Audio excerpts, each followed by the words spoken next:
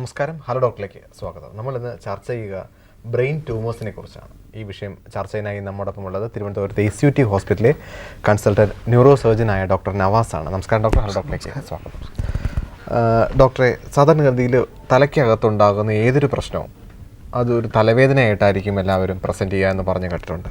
ഈ ബ്രെയിൻ ട്യൂമേഴ്സിൻ്റെ കാര്യത്തിൽ എങ്ങനെയാണ്? എന്തൊക്കെ സിംറ്റംസ് ആയിരിക്കും പേഷ്യൻ്റ് പ്രസൻറ്റ് ചെയ്യുക?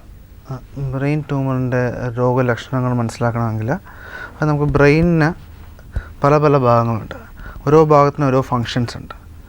അപ്പോൾ ട്യൂമർ ഏത് ഭാഗത്ത് വരുന്നു ആ ഭാഗത്തെ ഫങ്ഷൻ പോകുന്നതായിരിക്കും ഒരു രോഗലക്ഷണം.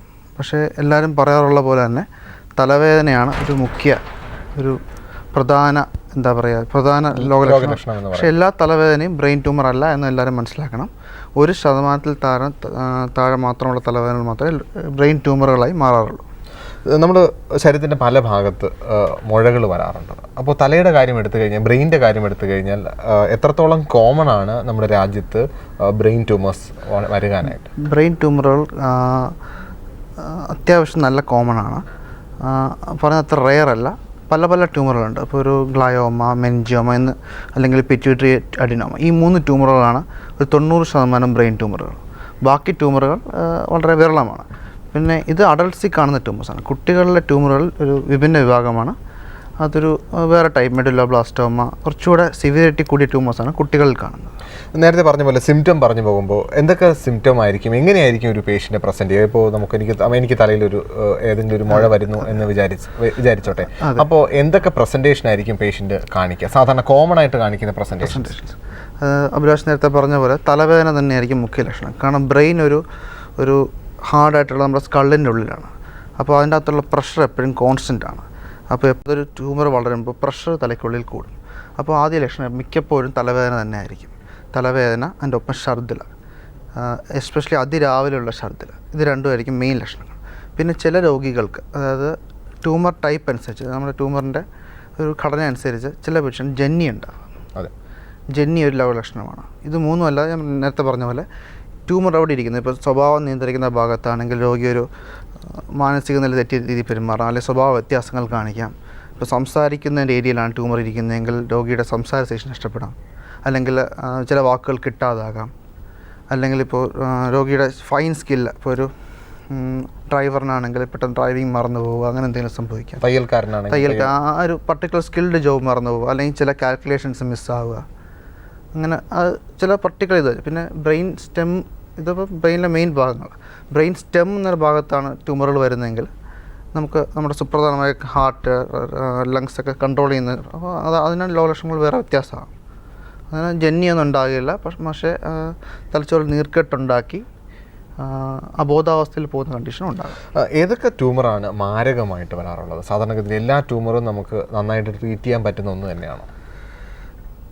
അത് നമുക്ക് പിന്നെയും കുട്ടികളിലെ അഡൾട്ട്സിലെ തിരിക്കേണ്ടി വരും. നമുക്ക് അഡൾട്ട്സിനെ കുറിച്ച് സംസാരിക്കുകയാണെങ്കിൽ കോമണസ്റ്റായിട്ട് കാണുന്ന ഗ്ലയോമ എന്ന ട്യൂമറാണ്. ഗ്ലയോമകൾ ഒരു 60% ബ്രെയിൻ ട്യൂമർ ഗ്ലയോമ എന്ന ട്യൂമറാണ്. ഗ്ലയോമയ്ക്ക് തന്നെ വേൾഡ് ഹെൽത്ത് ഓർഗനൈസേഷൻ 4 ടൈപ്പായി തിരിച്ചിട്ടുണ്ട്. 1 to 4, 1 തൊട്ട് 4 വരെ പോകുന്തോറും ഗ്രേഡ് കൂടും. ഗ്രേഡ് 4 ട്യൂമർ വളരെ മോശം ട്യൂമറാണ്. അത് ഡിറ്റക്റ്റ് ചെയ്ത് കഴിഞ്ഞാൽ രോഗിയുടെ ആയുസ് 6 മാസം മുതൽ 1 വർഷം വരെയാണ് നമുക്ക് ഏകദേശം പറയാൻ പറ്റും. എല്ലാ ചികിത്സാ രീതികളും എടുത്തു കഴിഞ്ഞാൽ, സർജറിയും റേഡിയേഷനും കീമോയും എല്ലാം എടുത്തു കഴിഞ്ഞാൽ 6 മാസം മുതൽ 1 വർഷം വരെയാണ്. ഗ്രേഡ് 3 ഒരു 3 മുതൽ 5 വർഷം വരെ കിട്ടും. 1-2 ട്യൂമറുകൾ, ഗ്രേഡ് 1-2 ട്യൂമറുകളാണെങ്കിൽ ഒരു 7-8 വർഷം വരെ പോകും. ഇതിൻ്റെ സർജറി എപ്രകാരമായിരിക്കും? ഇപ്പോൾ നമുക്ക് ഏതൊരു സർജറി എടുക്കുമ്പോഴും ഈ ഓപ്പൺ സർജറി അല്ലാതെ കീ ഹോൾ സർജറികൾ ഒക്കെ വളരെ രീതിയിൽ വിപുലമായിക്കൊണ്ടിരിക്കുന്നു. ബ്രെയിൻ്റെ കാര്യത്തിലെടുക്കുമ്പോൾ ഇത്തരത്തിലുള്ള കീ ഹോൾ സർജറിക്ക് എത്രത്തോളം പ്രാധാന്യമാണ്? കീ ഹോൾ സർജറിക്ക് പ്രാധാന്യം ഏറി വരുന്നതാണ്. ബ്രെയിനിനുള്ളിൽ വെൻട്രിക്കിൾസ് എന്നൊരു ഇതുണ്ട്, CSF എന്ന ബ്രെയിനിലുള്ള ദ്രാവകം കെട്ടിക്കിടക്കുന്ന വെൻട്രിക്കിൾസ് ഉണ്ട്. വെൻട്രിക്കിളിനകത്തുള്ള ട്യൂമറുകൾ എൻഡോസ്കോപ്പി വഴി എടുക്കാൻ പറ്റും, കീ ഹോൾ വഴി റിമൂവ് ചെയ്യാൻ പറ്റുന്നുണ്ട്. പിന്നെ ഞാൻ നേരത്തെ പറഞ്ഞ പിറ്റ്യൂട്ടറി അഡിനോമ, നമ്മുടെ ഹോർമോൺസൊക്കെ നിയന്ത്രിക്കുന്ന പിറ്റ്യൂട്ടറി ഗ്രന്ഥിയിലുണ്ടാകുന്ന ട്യൂമറാണ്. അതും ഒരുപാട് വലുതല്ലെന്നുണ്ടെങ്കിൽ നമുക്ക് മൂക്കിലൂടെ, അതായത് വെളിയിൽ പുറമേ നമുക്കൊന്നും കാണില്ല, മൂക്കിലൂടെ ദൂരത്തിൽ കൂടെ നമുക്ക് അസസ് ചെയ്ത് ട്യൂമർ എടുക്കാൻ പറ്റും. ഇപ്പം മിക്ക പിറ്റ്യൂട്ടറി അഡിനോമകളും അങ്ങനെയാണ് എടുക്കുന്നത്. ഓപ്പൺ സർജറി വളരെ വിരളമായേ ചെയ്യാറുള്ളൂ. തീർച്ചയായിട്ടും സാർ, സാധാരണഗതിയിൽ ഈ ട്യൂമറുകൾ എങ്ങനെ ഐഡൻറ്റിഫൈ ചെയ്യുന്നത്? ഒരു തലവേദനയുമായി വരുന്ന ഒരു പേഷ്യൻറ്റ് ഒരു MRIക്ക് വിധേയമാകുമ്പോൾ ഒരു ആക്സിഡൻ്റൽ ഫൈൻഡിങ് ആയിട്ട് വരാറുണ്ടോ? അതൊരു റിലവൻറ്റ് ചോദ്യമാണ്. അങ്ങനെ കാണാറുണ്ട്. പക്ഷേ നമ്മൾ പൊതുവേ ഒരു ആക്സിഡൻറ്റിൽ വന്ന് കാണുന്ന രോഗിയെ കാണുകയാണെങ്കിൽ റെലവൻ്റ് ആണെങ്കിൽ മാത്രം പിറ്റ്യൂട്ടറി ട്യൂമറിന് പിറ്റ്യൂട്ടറിക്ക് ചെറിയൊരു ട്യൂമറൊക്കെ ഒരു 20% പോപ്പുലേഷൻ ഹൈപ്പർപ്ലേസിയ കാണും.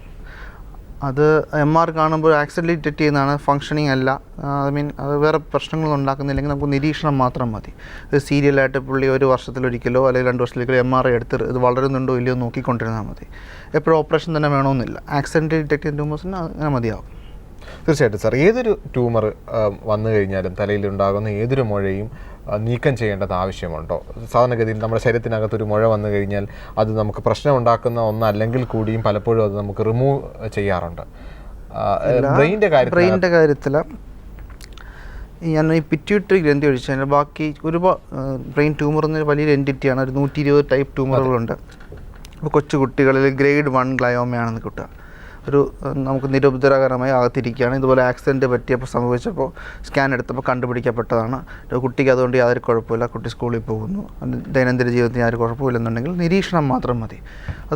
ഓരോ ട്യൂമർ അനുസരിച്ച് ചിലത് 6 മാസം അല്ലെങ്കിൽ 1 വർഷം കൂടുമ്പോൾ ഓരോ സ്കാനുകൾ എടുക്കുക, നോക്കുക, വേറൊന്നും വളർച്ചയുണ്ടോ എന്ന് നോക്കുക, അല്ലെങ്കിൽ ഒന്നും ചെയ്യേണ്ട ആവശ്യമില്ല. ഇതുപോലെ തന്നെ പലപ്പോഴും ബ്രെയിൻ്റെ മാലിഗ്നൻറ്റ് ട്യൂമേഴ്സ് പലതും വരാറുണ്ട്. ഇതിൻ്റെ പ്രോഗ്നോസിസും അതിൻ്റെ ട്രീറ്റ്മെൻറ്റും എപ്രകാരമാണ്? ബ്രെയിനിൽ ഞാനീ പറഞ്ഞ കൂടുതലും മാലിഗ്നൻസി കാണുന്നത് ഗ്ലയോമകൾ വെച്ചിട്ടാണ്. ഗ്ലയോമയിൽ ഗ്രേഡ് 3ഉം 4ഉം മാലിഗ്നൻ്റായും ഗ്രേഡ് 1ഉം 2ഉം ബിനൈനായാണ് കൂട്ടുന്നത്. പിന്നെ വേറെ ടൈപ്പ് ഉണ്ട്. WHO ഗ്രേഡ് 4 എല്ലാം മാലിഗ്നൻറ്റ് ട്യൂമേഴ്സാണ്.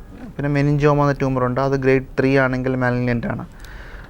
മാലിഗ്നൻസിക്ക് ശരീരത്തിലെ മറ്റ് ഭാഗങ്ങൾ പോലെ തന്നെ സർവൈവൽ ചാൻസസ് കുറവാണ്. എന്നാലും ഇപ്പോഴത്തെ ആധുനിക ചികിത്സാ രീതികൾ വെച്ച് കുറച്ചുകൂടെ ബെറ്റർ ട്രീറ്റ്മെൻറ്റ് രോഗികൾക്ക് ലഭ്യമാണ്.